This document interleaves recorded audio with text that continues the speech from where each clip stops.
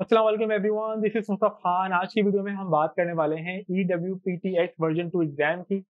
ये एग्जाम कैसा था? लास्ट मंथ मैंने ये एग्जाम क्रैक किया है, तो अब हम इसके रिव्यू की बात कर सकते हैं।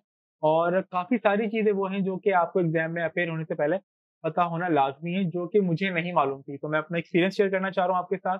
अगर आप प्लान कर रहे हैं एग्जाम में अपेयर होने की, तो इस वीडियो को लाज़मी एंड तक देखिएगा।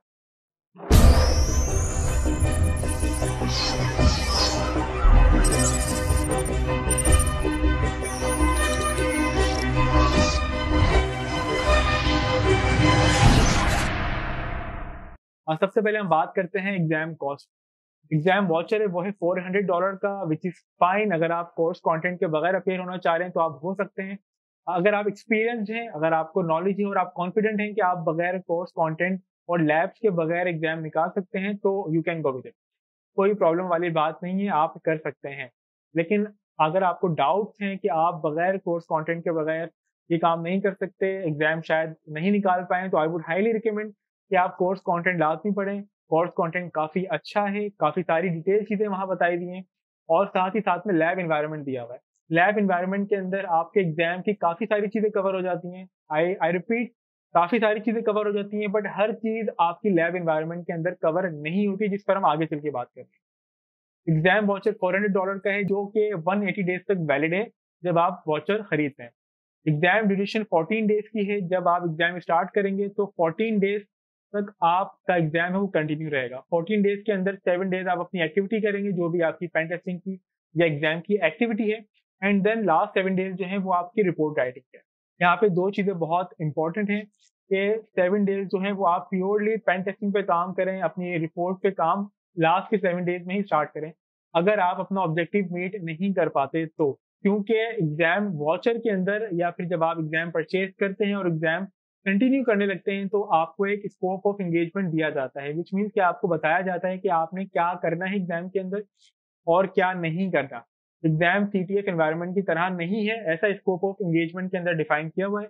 आपको कुछ ऑब्जेक्टिव बताए हुए हैं कि आपने कुछ ऑब्जेक्टिव मीट करने हैं इस एग्जाम को क्लियर करने के लिए। लाज़मी नहीं है कि अगर आप वो ऑब्जेक्टिव मीट कर लेंगे तो ही आप एग्जाम क्लियर करेंगे। आपकी रिपोर्ट राइटिंग स्किल्स अच्छी होना लाज़मी है।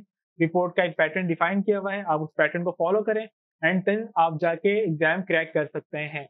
इन केस अगर आप फर्स्ट अटेम्प्ट में फेल हो जाते हैं, तो फिर आपको एक 1 रीटेक दिया जाएगा, जो कि आपके $400 वाउचर के अंदर इंक्लूड है। इस एग्जाम के अंदर फर्स्ट रीटेक के अंदर ये मेरा कंप्लीट नहीं हो सका था, तो मुझे दोबारा से एग्जाम लेना पड़ा। पर ये काफ़ी इंटरेस्टिंग स्टोरी है, जिसको हम आगे चल के टैकल करेंगे। मैं आपको आगे चल के डिटेल बताऊँगा इसकी कि मुझे कहाँ प्रॉब्लम आई और मेरा ये एग्जाम फर्स्ट अटेम्प्ट के अंदर क्यों क्लियर या क्रैक नहीं हो सका। अब बात कर लेते हैं एग्जाम से पहले कि ये किस चीज़ को टारगेट करता है एग्जाम। ये प्योरली ब्लैक बॉक्स पर्सपेक्टिव को टारगेट करता है कि अगर आप कोई एप्लीकेशन की टेस्टिंग कर रहे हैं और वो क्रेडेंशियल बेस्ड टेस्टिंग नहीं है, तो आप ब्लैक बॉक्स एनवायरनमेंट के हिसाब से कितना एक्सटेंसिवली काम कर सकते हैं। इस सर्टिफिकेशन के अंदर आपको ये बताया हुआ है। जो पूरा लैब एनवायरनमेंट है, जो आपका पूरा एग्जाम है, वो इसी पर बेस करता है। आपने ब्लैक बॉक्स के पॉइंट ऑफ व्यू से चीज़ों को क्रैक करना है। अच्छा एग्जाम था, आई वुड से कि बहुत अच्छी लर्निंग हुई। बहुत सारी चीज़ें हैं जो कि एग्जाम के अंदर आपको सीखने को मिलती हैं। बहुत सारी चीज़ें आप कोर्स आउटलाइन जब पढ़ते हैं, आपकी जो लैब्स करते हैं उसमें आप बहुत सारी चीज़ें कवर करते हैं। तो ओवरऑल कोर्स आउटलाइन बहुत अच्छी है। कोर्स का जो रिव्यू आई वुड से कि बहुत अच्छा एग्जाम का एनवायरनमेंट था, काफ़ी मज़ा आया एग्जाम करने में। बट कुछ थ्रू आउट द सिनेरियो कुछ चीज़ें थी जो मुझे बहुत ज़्यादा तंग कर रही थी। सबसे पहले अगर मैं बात करूँ तो एग्जाम का एनवायरनमेंट जो पहले ही लोग ऑलरेडी रिव्यू पढ़ चुके हैं, या जब आप रिव्यू पढ़ेंगे, इस वीडियो के अलावा कहीं पे रिव्यू देखेंगे और पढ़ेंगे, तो आपको एक चीज़ हर जगह कॉमन मिलेगी कि जो एग्जाम का एनवायरनमेंट है वो बिल्कुल भी स्टेबल नहीं है। यहाँ पे स्टेबल से मुराद ये कि अगर अभी आप कोई एक्टिविटी कर रहे हैं, लेट्स से कि आपने एक बग आइडेंटिफाई करा ड्यूरिंग एक्टिविटी, और वो बग आपने अपने पास POC बना के रख लिया, आपने पेलोड क्राफ्ट करके अपने पास सेव कर लिया रिपोर्ट में ऐड करने के लिए, तो फिर आप 1 घंटे बाद अगर वो पेलोड दोबारा ट्राई करेंगे तो वो पेलोड काम नहीं करेगा। ये आपका एग्जाम का जो एनवायरनमेंट है वो बार-बार चेंज नहीं हो रहा, इन केस आप बाद में चल के कन्फ्यूज़ हों, तो ऐसा नहीं है, ये एग्जाम एनवायरनमेंट का प्रॉब्लम है। आपको अपना एग्जाम का जो एनवायरनमेंट है वो बार-बार रीसेट करना होगा, जो हार्डली 4 टू 5 टाइम्स आप 1 दिन में कर सकते हैं, उससे ज़्यादा आप एग्जाम एनवायरनमेंट को रीसेट नहीं कर सकते। ये सबसे बड़ा ड्रॉबैक है कि एग्जाम का जो एनवायरनमेंट है वो बिल्कुल भी स्टेबल नहीं है। अब अगर आपका जो एग्जाम एनवायरनमेंट है वो 7 डेज़ की एक्टिविटी है, और आप बार-बार एक ही चीज़ में अटक रहे हैं, प्रॉब्लम आप फेस कर रहे हैं, देन आपको कोई गाइड नहीं मिल रही, देन आप 7 डेज़ तक प्रॉब्लम में आएँगे। यहाँ पे मुझे बहुत ज़्यादा प्रॉब्लम हुई, तो मैंने यहाँ पे क्या किया, मैंने टाइमली INE सपोर्ट को ईमेल ड्रॉप करी स्टार्टिंग के 3 आवर्स के अंदर कि मुझे एग्ज़ाम में प्रॉब्लम आ रही है, प्लीज़ गाइड मी। और मुझे 3 दिन तक कोई रिप्लाई नहीं आया, कोई सपोर्ट मुझे प्रोवाइड नहीं की गई INE की तरफ से फ्रॉम द एग्ज़ाम डेट। जब मैंने एग्ज़ाम स्टार्ट किया उसके 3 दिन तक मुझे आईने की तरफ से कोई सपोर्ट या रिस्पॉन्स नहीं मिला। 3-4 दिन के बाद रिस्पॉन्स मिला कि हम इस पे काम कर रहे हैं और हमें बहुत सारी क्वेरीज़ रिसीव होती हैं, तो फिर we will get back to you. आप अपनी क्वेरी बताएँ और आप फलाँ-फलाँ चीज़ को फ़ॉलो करें। बट कोई यूज़फुल आउटपुट मुझे सपोर्ट की तरफ से नहीं मिला जब एग्ज़ाम का लास्ट डेट था। मैं तकरीबन 4 टू 5 ईमेल ड्रॉप कर चुका था 7 डेज़ के अंदर, जब मेरी एग्ज़ाम की एक्टिविटी थी, क्योंकि मुझे बहुत ज़्यादा प्रॉब्लम आई एग्ज़ाम ऑब्जेक्टिव को मीट करने में, क्योंकि एग्ज़ाम ऑब्जेक्टिव के अंदर 2 चीज़ें थी जो बहुत तंग कर रही थी। The first one exam environment जो कि बिल्कुल भी स्टेबल नहीं था। 7 दिन के अंदर जब मैंने एग्ज़ाम किया तो मुझे एक ही प्रॉब्लम आई कि एग्ज़ाम स्टेबल नहीं है। Secondly exam objective. Exam objective के अंदर एक CTF टाइप चीज़ डिफाइन की हुई थी आपके फ्लैग कि अगर आप एग्ज़ाम क्रैक करना चाहते हैं देन आपने ये फ्लैग्स रीड करने हैं और एक फ्लैग का एलिमेंट दिया हुआ था जो कि नॉर्मली हम CTF में देखते हैं। अगर आप वो फ्लैग रीड कर लेंगे देन आप एक ऑब्जेक्टिव मीट कर सकते हैं। बट जो मुझे प्रॉब्लम हुई एग्ज़ाम के अंदर कि वो डिफाइंड पाथ के ऊपर एक फाइल नहीं एग्ज़िस्ट करती थी, जहाँ पर मैं बहुत ज़्यादा कन्फ्यूज़ हुआ। जब आप इसका स्कोप ऑफ एंगेजमेंट पढ़ते हैं तो आपको पता लगता है कि यहाँ पे बहुत क्लियरली डिफाइन किया हुआ है कि this is not a CTF type environment. ये CTF टाइप एक्टिविटी नहीं है एग्ज़ाम की, बट जो चीज़ मैंने एक्सपीरियंस करी कि एक डिफाइंड पाथ पर फाइल एग्ज़िस्ट नहीं करती, तो इस तरह के केस के अंदर मुझे गैस करवानी पड़ी चीज़ें और गैस करवाने के बाद जाके मैंने कुछ चीज़ों को या कुछ ऑब्जेक्टिव को मीट करवाया। एग्ज़ाम के अंदर कुछ ऑब्जेक्टिव डिफाइन किए हुए हैं कि आपने वो ऑब्जेक्टिव मीट करने तब जाके आप अपना एग्ज़ाम क्रैक कर सकते हैं।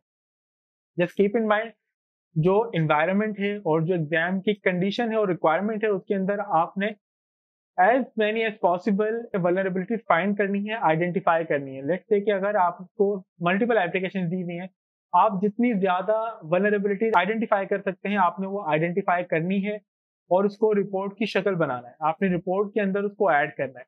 अगर आप कोई वल्नरेबिलिटी आइडेंटिफ़ाई करते हैं और उसको ज़्यादातर एप्लीकेशन पर फाइंड करने के बाद रिपोर्ट में ऐड नहीं करते, तो आप फेल हो जाएँगे। अगर आपने एक वल्नरेबिलिटी आइडेंटिफ़ाई करी जो कि 4 एंड पॉइंट्स एग्ज़िस्ट करती है और 4 एंड पॉइंट की जगह आपने सिर्फ़ 1 एंड पॉइंट पर उसे एक्सप्लॉइट करा और 3 एज़ इट इज़ रिपोर्ट कर दिए, आप तब भी फेल हो जाएँगे। तो यहाँ पर आके मुझे बहुत प्रॉब्लम हुई जिसकी वज़ह से मेरा एग्ज़ाम रीटेक में चला गया। यहाँ पर आके मुझे दोबारा से एग्ज़ाम देना पड़ा क्योंकि ये मेरी नॉलेज में पहले नहीं था कि एक ही एप्लीकेशन पे अगर मल्टीपल एंड पॉइंट्स हैं या 2 एप्लीकेशन पर मल्टीपल एंड पॉइंट्स हैं जहाँ पर सेम वल्नरेबिलिटी एग्ज़िस्ट करती है, तो आपने तमाम जगह पर एक्सटेंसिवली उसे एक्सप्लॉइट करना है। अगर ऑटोमेशन के साथ किसी टूल के साथ आप एक्सप्लॉइट कर पा रहे हैं दैट इज़ गुड।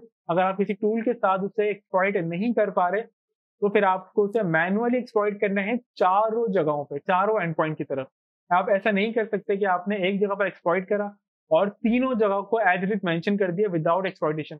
आप फेल हो जाएँगे, ये मैं अपने फेलियर एक्सपीरियंस से बता रहा हूँ जो मुझे कहीं रिव्यू में पढ़ने को नहीं मिला। तो जस्ट कीप इन माइंड। तो ये था ओवरऑल एक्सपीरियंस कि अगर आप एग्ज़ाम में अपीयर हों, तो बहुत फ़ोकस्ड होके सबसे पहले एग्ज़ाम ऑब्जेक्टिव मीट करने की कोशिश करें। एग्ज़ाम ऑब्जेक्टिव के अंदर बहुत क्लियरली डिफाइन किया हुआ है कि आपकी रिपोर्ट बहुत मैटर करती है। आपने ज़्यादा से ज़्यादा वल्नरेबिलिटीज़ को आइडेंटिफ़ाई करना है और ज़्यादा से ज़्यादा वल्नरेबिलिटीज़ को आपने एक्सप्लॉइट करना है। ऐसा नहीं कर सकते आप कि आपने फाइंड कर ली लेकिन एक्सप्लॉइट प्रॉपर्ली नहीं कर पाए। प्रूफ ऑफ कॉन्सेप्ट आपने हर एविडेंस का लगाना है। स्टेप्स टू रिप्रोड्यूस आपने नोट करने हैं ड्यूरिंग एक्टिविटी कि आपने क्या-क्या स्टेप्स करें एक फाइंडिंग को एक्सप्लॉइट करने के लिए और उन तमाम स्टेप्स को अपनी रिपोर्ट के अंदर ऐड करना है। ये रिपोर्ट की रिक्वायरमेंट है। जितनी अच्छी आपकी रिपोर्ट होगी, उतना ही ईज़िली, स्मूथली आप अपना एग्ज़ाम क्रैक कर पाएँगे। जब आप अपनी रिपोर्ट सबमिट कर देंगे तो 30 डेज़ का ड्यूरेशन है एग्ज़ाम का। आपकी रिपोर्ट रिव्यू का 30 डेज़ के अंदर आपकी रिपोर्ट जो है वो रिव्यू हो जाएगी और आपके साथ रिज़ल्ट आ जाएगा। इन केस अगर आप फेल हो जाते हैं तो फिर आपको एक रीटेक दिया जाएगा। रीटेक के अंदर फिर आपके पास 7 डेज़ हैं। उस 7 डेज़ के अंदर आपको फिर से एग्ज़ाम कंप्लीट करना है, रिपोर्ट ड्राफ्ट करनी है और आपको दोबारा से सबमिट करनी है। और अगर आप रीटेक के अंदर भी अपना एग्ज़ाम क्लियर नहीं कर पाते तो फिर आपका जो वाउचर है वो एक्सपायर हो जाएगा। फिर आपको दोबारा से एक नया वाउचर लेना पड़ेगा। जब मैं एग्ज़ाम दे रहा था तो मुझे एक प्रॉब्लम बहुत ज़्यादा हुई कि मुझे कोई सपोर्ट हासिल नहीं थी इनिशियल के अंदर आईनी की तरफ से। क्योंकि मैं बहुत टाइमली आईनी को रिपोर्ट कर चुका था कि मुझे प्रॉब्लम आ रही है, मेरी हेल्प करें। टाइमली हेल्प ना करने की वजह से मुझे आईनी ने एक और एग्जाम वाउचर दिया। एग्जाम वाउचर मिलने की वजह से मैंने सेकंड अटेम्प्ट के अंदर इस एग्जाम को क्रैक करा। अल्हम्दुलिल्लाह बहुत स्मूथली सेकंड अटेम्प्ट के अंदर ही क्लियर हो गया, क्योंकि मुझे एक आइडिया हो गया था कि इनकी रिक्वायरमेंट्स क्या है, और मैंने कुछ डिस्कशन करी दोस्तों के साथ जो ऑलरेडी इसको क्लियर कर चुके हैं।